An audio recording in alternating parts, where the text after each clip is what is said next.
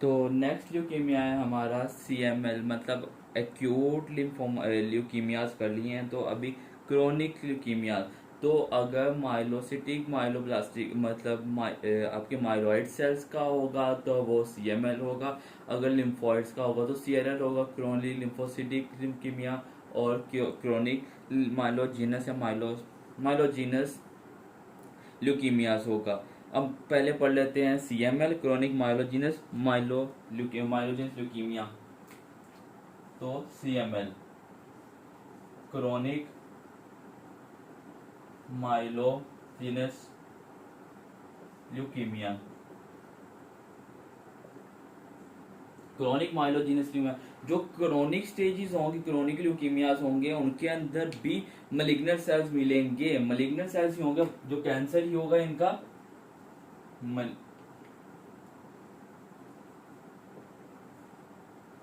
Malignant cells ही होंगे, लेकिन इनके अंदर मेच्योर बड़े हो गया बंदा, मेच्योर हो जाता है, तो ऐसे याद रख लें कि इनके अंदर मलिग्नेंट सेल्स होंगे लेकिन मेच्योर सेल्स मिलेंगे। इसके अंदर नॉर्मल साइज के सेल्स होंगे लेकिन मेच्योर होंगे, ब्लास्ट सेल्स नहीं होंगे। ब्लास्ट सेल्स होंगे लेस देन 5%, मतलब 5% से भी ज्यादा कम आपको इसके अंदर, या तो लिम्फ जो भी CLL हो या AML हो, दोनों के अंदर 5% से कम आपको ब्लास्ट सेल्स मिलेंगे। एज, CML की एज, CML के अंदर एज होती है 45 टू 55 एज। 45 टू 55 इसकी एज होगी। इसके अंदर कॉजेज क्या होंगी, जैसे आपको अभी बताया था कि ALL के अंदर 9 से 22 क्रोमोसोम के ऊपर ट्रांसफर होगी जीन की। इसके अंदर अगर तो मोस्ट स्पेसिफिक होगी CML की, उसके अंदर इसके अंदर आपको मिलेगी, ट्रांसफर होगा, इसका जो कॉज है, इसका रिस्क फैक्टर है, तो ट्रांसफर होगा 9 से 22 पे। More specific to CML। ALL में भी आपको सेम यही फाइंडिंग मिलती है, रिस्क फैक्टर होता है, लेकिन इसके अंदर भी होगा। अब इसमें होता क्या है, आपको 9 से 22 के ऊपर जब ट्रांसफर होगा, 9 जो होता है 9 के ऊपर आपको एंजाइम एक जीन होती है ABL, HBL से याद रख लेना, ABL जीन मिलती है। इस पे एक ABL जीन होती है। और 22 क्रोमोसोम नंबर 22 के ऊपर आपको एक रीजन होगा, ब्रेक क्लस्टर रीजन, मतलब BCR। इस पे एक रीजन होगा BCR। ये ABL BCR पे जाके लग के एक कॉम्प्लेक्स बना लेती है, BCR ABL कॉम्प्लेक्स।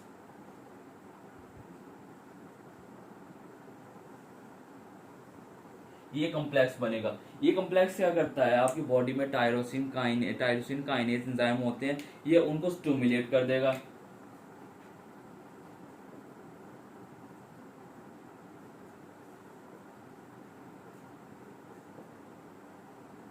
ये टायरोसिन काइनेस को स्टिमुलेट करेगा। टायरोसिन काइनेस आपकी बॉडी के अंदर ज्यादा हो जाएंगी, मतलब CML जो है टायरोसिन काइनेस का डिसऑर्डर है। इसके अंदर टायरोसिन काइनेस बढ़ेगी, डिसऑर्डर नहीं है ये, डिसऑर्डर आपको माइलोजिनस माइलोसाइट्स का होगा, व्हाइट ब्लड सेल्स का होगा, RBCs वगैरह का होगा। लेकिन इसके अंदर टायरोसिन, वो आपका कॉम्प्लेक्स जो है वो टायरोसिन काइनेस को हाई कर देगा बॉडी के अंदर। अब सिम्टम्स क्या आएंगे इसके अंदर, बी बी सिम्टम्स याद रखने हैं, ABC वाला बी सिम्टम्स मिलेंगे। बी सिम्टम्स इसके अंदर शो करेगा पुअर प्रोग्नोसिस को, मतलब जितना अगर बी सिम्टम्स मिलते हैं तो पेशेंट की कंडीशन ज्यादा पुअर होगी, मतलब ज्यादा पुअर प्रोग्नोसिस होगी, ट्रीटमेंट को ज्यादा रिस्पॉन्स नहीं करेगा, कंडीशन ज्यादा क्रिटिकल होगी।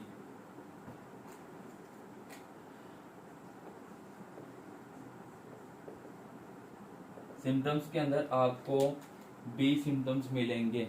बी सिम्टम्स कौन से होते हैं आपके,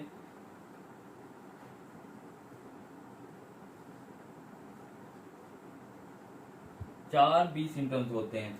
एक तो फर्स्ट ऑफ ऑल पहला आ जाएगा fatigue, then weight loss,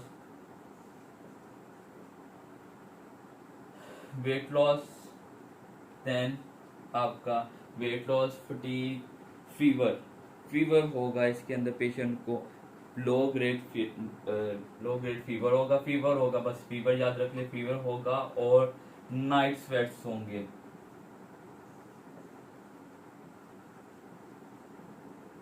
night sweats होंगे।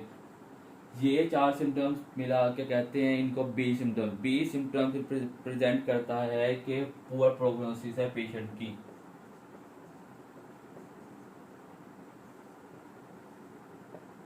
पुअर प्रोग्नोसिस को शो करता है सीएमएल के अंदर बी सिम्टम।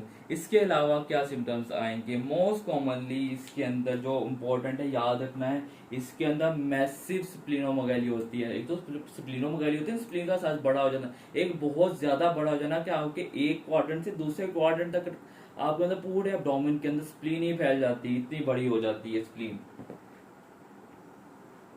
तो इसमें साथ मैसिव स्प्लीनोमेगाली होगी।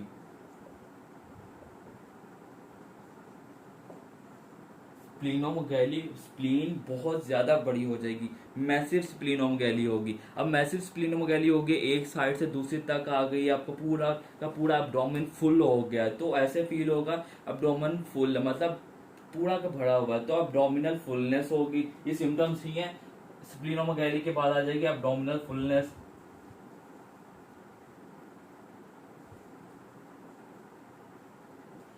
आपका जो है स्टमक है वो कॉम्प्रोमाइज हो जाएगा, पेशेंट को थोड़ा सा खाने के बाद ही मतलब भूख खत्म हो जाएगी। अर्ली स्टाइटी,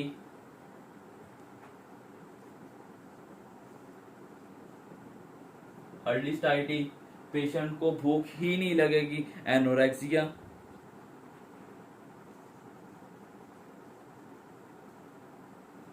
और बड़ी स्प्लीन है तो पेन तो होगी, राइट अपर क्वाड्रेंट पेन होगी, sorry left upper quadrant pen होगी, लेफ्ट साइड पे आपकी स्प्लीन होती है तो लेफ्ट अपर क्वाड्रेंट पेन होगी, लेफ्ट अपर क्वाड्रेंट पेन होगी। जब स्प्लीनोमेगाली हो जाएगी वो राइट लेफ्ट साइड पे आपकी स्प्लीन होती है, जब बड़ी हो जाएगी तो पेन होगी। ये थे आपके सिम्टम्स सीएमएल के। दोबारा एक दफा रिपीट कर देता हूँ, क्या होगा? बी सिम्टम्स मिलेंगे आपको, fever, fatigue, night sweats, weight loss होगा। इसके साथ आपको पेशेंट को एब्डोमिनल फुलनेस होगी, मैसिव स्प्लीनोमेगाली होगी, right left upper quadrant pen होगी, अर्ली स्टाइटी होगी, एनोरेक्सिया होगा। इसके अलावा एमसीक्यूज पॉइंट ऑफ व्यू से इंपॉर्टेंट है कि इसके अंदर बी, अब माइलोजीनस है, माइलॉइड्स के अंदर बी लिम्फोसाइट्स भी तो होते हैं, बी लिम्फोसाइट्स ज्यादा होंगे, बी लिम्फोसाइट से रिलेटेड है, सॉरी बी लिम्फोसाइट की बेजोफिल्स से, बेजोफिल से रिलेटेड है। बेजोफिल, जब पेशेंट हॉट शावर लेगा, गर्मियां और सर्दियों, जब गर्म पानी से नहाएगा उसकी वजह से बेजोफिल्स रप्चर हो जाएंगे। ये रप्चर होंगे, रप्चर होकर इनके अंदर से हिस्टामिन रिलीज होगी, हिस्टामिन रिलीज होगी, हिस्टामिन रिलीज होगी तो आपकी बॉडी के अंदर प्रूराइटस होगी, खारिश होगी, इचिंग होगी, एलर्जी होगी, मतलब प्रूराइटस होगा पेशेंट, प्रूराइटस। हॉट शावर के बाद पेशेंट को प्रूराइटस है, हॉट शावर की हिस्ट्री है और साथ में प्रूराइटस है, एलर्जी है, बॉडी के अंदर इचिंग स्टार्ट हो गई है पेशेंट को, तो आपने ये एक मतलब एक डिजीज लाजमी सोचनी है कि सीएमएल, क्रोनिक माइलोजिनस ल्यूकीमिया, ये सिम्टम्स थे आपके सीएमएल के। अब इन्वेस्टिगेशन, बेस्ट इनिशियल इन्वेस्टिगेशन इसकी भी सेम होगी,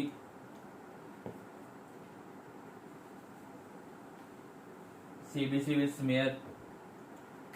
तो investigation, best initial test CBC plus smear. Smear के अंदर आपको लेस देन 5%, आपको लेस देन 5% इवन के बोन मैरो के अंदर भी और आपके ब्लड के अंदर भी लेस देन 5% ब्लास्ट सेल्स मिलेंगे। अगर तो 20% से ज्यादा होते हैं तो वो एक्यूट फेज होनी थी, क्रोनिक के अंदर लेस देन 5% आपको ब्लास्ट सेल्स मिलेंगे।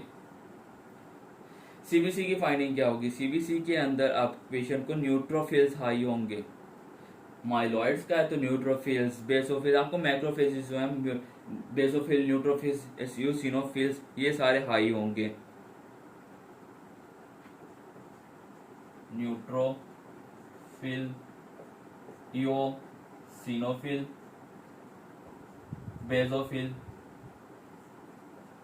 सारे के सारे हाई होंगे इसके अंदर।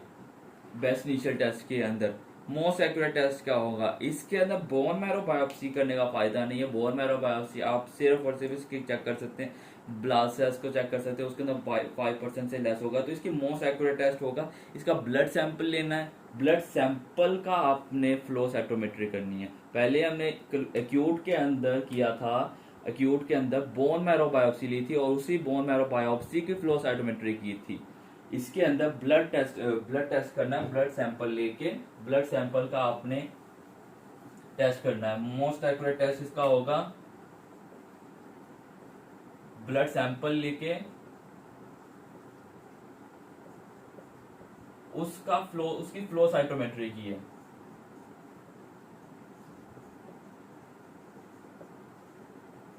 फ्लो साइटोमेट्री ऑप्शन में नहीं है तो आपको ऑप्शन में होगा फिश टेस्ट, मछली वाला टेस्ट, फिश टेस्ट।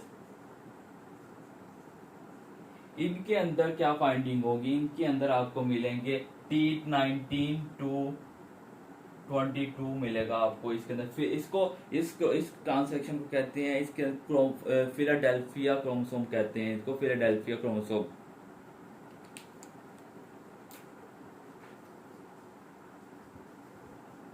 डेल्फिया क्रोमोसोम भी कहते हैं इसको। तो फाइंडिंग क्या होगी? इन दोनों की फाइंडिंग्स होगी। फिलाडेल्फिया क्रोमोसोम आपको मिलेगा। फिलाडेल्फिया लिखा है, आंखें बंद करके आपके CML के ऊपर टिक कर सकते हैं, लेकिन हिस्ट्री लाजमी आपने चेक करनी है। इन्वेस्टिगेशन, फर्दर इन्वेस्टिगेशन लाजमी चेक करने हैं। और इसके अंदर भी एक आपको एंजाइम मिलेगा, lap enzyme, LAP, lap enzyme मिलेगा,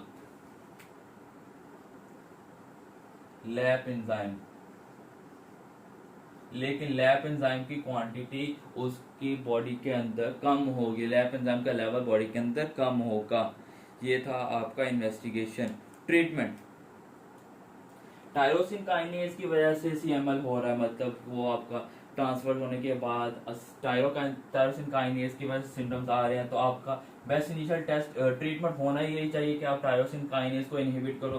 तो टायरोसिन काइनेज इनहिबिटर्स यूज करेंगे।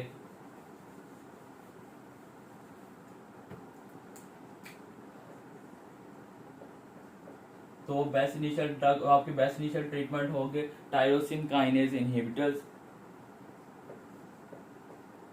Tyrosine kinase inhibitor.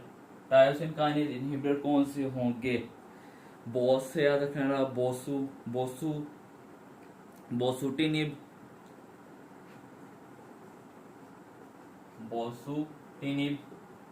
एंड पे सबके टिनिब आएगा। बोसूटिनिब, नाइला से नाइलोटोनिब, निलोटिनिब, सॉरी, निलोटिनिब, टिनिब, नाइलोटिनिब होगी, आइमेटिनिब होगी, आइमेटिनिब।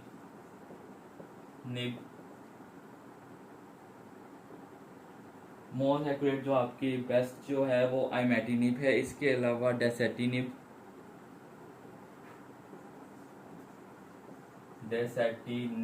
यूज करेंगे टायरोसिन काइनेज इनहिबिटर्स के तौर पे, मतलब इनहिबिटर्स करेंगे। ये आपका ट्रीटमेंट था। इसके अलावा अगर पेशेंट को इससे फर्क नहीं पड़ रहा, मतलब आपका पेशेंट रिस्पॉन्ड नहीं कर रहा टायरोसिन काइनेज को, पेशेंट की कंडीशन वर्स है, तो आप इसके अंदर बोन मैरो ट्रांसप्लांट भी कर सकते हैं। इसके अलावा बोन मैरो ट्रांसप्लांट भी कर सकते हैं। कितने आके लम्बे पै गई हैं। इसके अलावा एक कॉम्प्लिकेशन है, कॉम्प्लिकेशन CML की।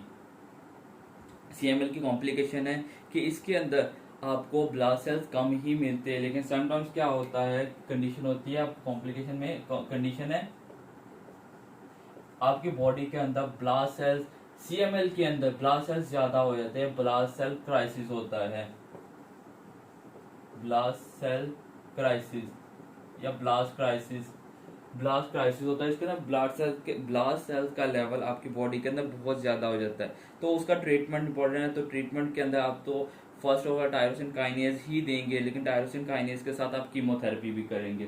तो इसका ट्रीटमेंट भी लिख लें आप, tyrosine kinase inhibitor plus chemotherapy. ये था आपका CML।